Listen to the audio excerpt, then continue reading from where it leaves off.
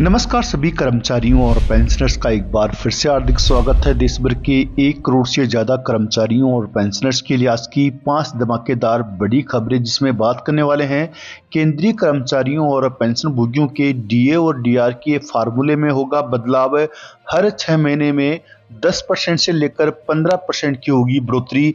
साथ ही fitment factor और न्यूनतम वेतन को लेकर आई बड़ी खबर है। इतना होगा फिटमेंट फैक्टर, पेंशन और न्यूनतम वेतन में होगी जबरदस्त बढ़ोतरी। साथ ही 8वीं पे कमीशन कमेटी को लेकर बजट सत्र के दौरान होगा बड़ा ऐलान है। 3 सदस्यों की कमेटी बनेगी, 10 से 12 महीनों में सौंपेगी रिपोर्ट। 1 जनवरी 2026 से लागू होगा वेतन आयोग। साथ ही बात करेंगे 68 लाख से अधिक पेंशन भोगियों को डीओ, पीटीओ और पेंशन विभाग से मिली बड़ी खुशखबरी। साथ ही बात करेंगे कर्मचारियों और पेंशनर से जुड़ी 2 और धमाकेदार खबरों के बारे में।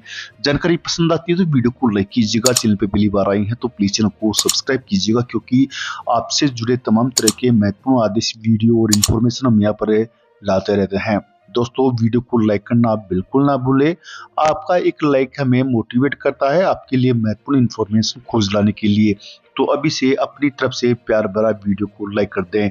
जैसा कि आपको पता होगा, महंगाई अपनी चरम सीमा पर है, लेकिन महंगाई के हिसाब से महंगाई भत्ते का भुगतान कर्मचारियों और पेंशन भोगियों को नहीं किया जा रहा है। आखिर क्या कारण है कि महंगाई तो बढ़ रही है, लेकिन महंगाई भत्ते का वास्तविक भुगतान कर्मचारियों और पेंशन भोगियों को नहीं मिल पा रहा है।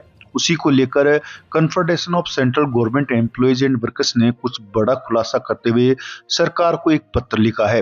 केंद्रीय कर्मचारियों और पेंशन भोगियों के महंगाई भत्ते और महंगाई राहत की गणना में सुधार होना चाहिए। अगर इसमें सुधार होता है तो कर्मचारियों और पेंशन भोगियों को हर 6 महीने में 10% से लेकर 15% डीए मिलेगा। इसी मुद्दे को लेकर केंद्रीय कर्मचारी और श्रमिक संगठन ने 17 जनवरी 2025 को कैबिनेट सचिव को पत्र लिखा है। इस पत्र में डीए और डीआर की मौजूदा फार्मूले और प्रक्रियाओं में बदलाव की डिमांड की गई है, ताकि कर्मचारियों और पेंशन भोगियों को वास्तविक महंगाई के अनुसार डीए और डीआर का लाभ मिल सके।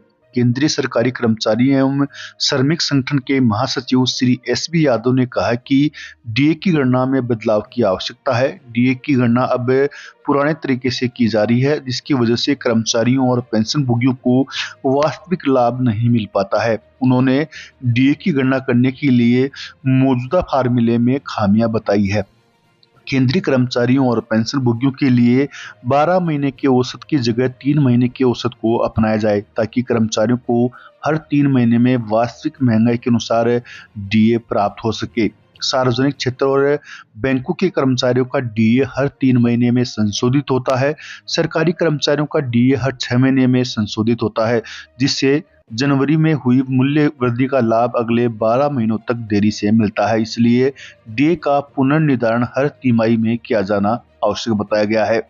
वर्तमान में डीए को न्यूनतम मूल्य तक गोल कर दिया जाता है। मान लीजिए अगर डीए 43.90 होता है तो इसे 53 मानकर 0.90% का नुकसान होता है। इसलिए केंद्रीय कर्मचारियों और पेंशन भोगियों को बैंक और एलआईसी कर्मचारियों की तरह पॉइंट टू पॉइंट डीए प्रदान किया जाता है। केंद्रीय कर्मचारियों और पेंशन भोगियों के लिए अलग अलग उपभोक्ता मूल्य सूचकांक है। सीपीआई का मौजूदा आधार 465 वस्तुओं पर आधारित है, जिनसे कई वस्तुएं केंद्रीय कर्मचारियों के दैनिक जीवन में उपयोगी नहीं है।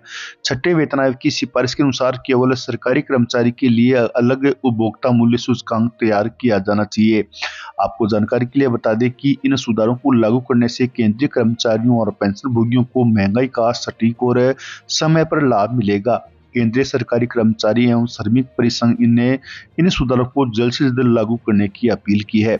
वहीं पर आपको जानकारी के लिए बता दें कि जनवरी 2025 के महंगाई भत्ते को लेकर भी बड़ी अपडेट है।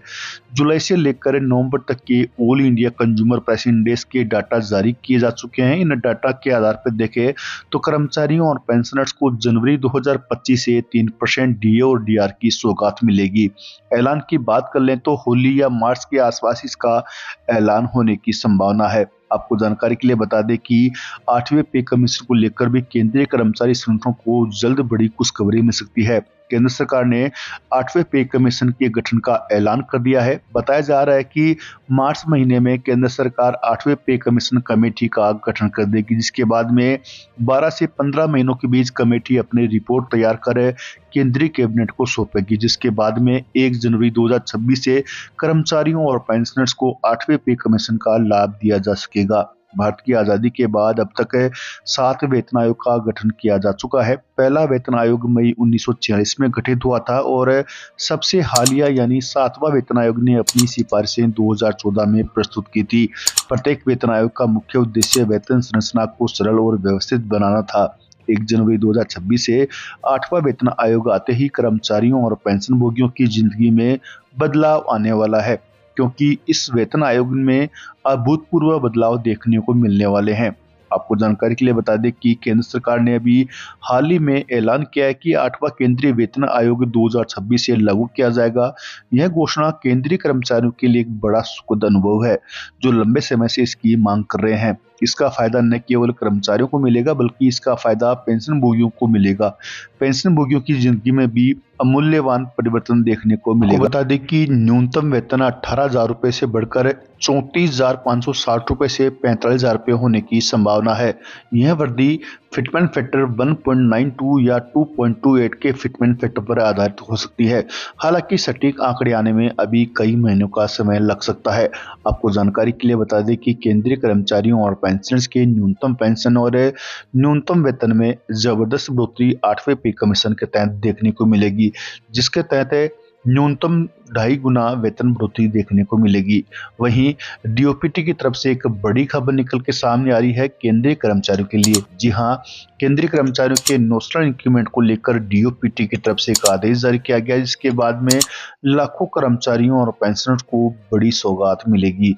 जी हां, भारत सरकार के सहायक नियंत्रक एवं महालेखा परीक्षक श्री सुमित कुमार ने सभी लेखा विभाग के विभागाध्यक्ष को एक पत्र लिखा है, जिसमें ऐसे कर्मचारी जो 30 जून या 31 दिसंबर को रिटायर हुए हैं, उनको एक इंक्रीमेंट देने का निर्देश दिया है।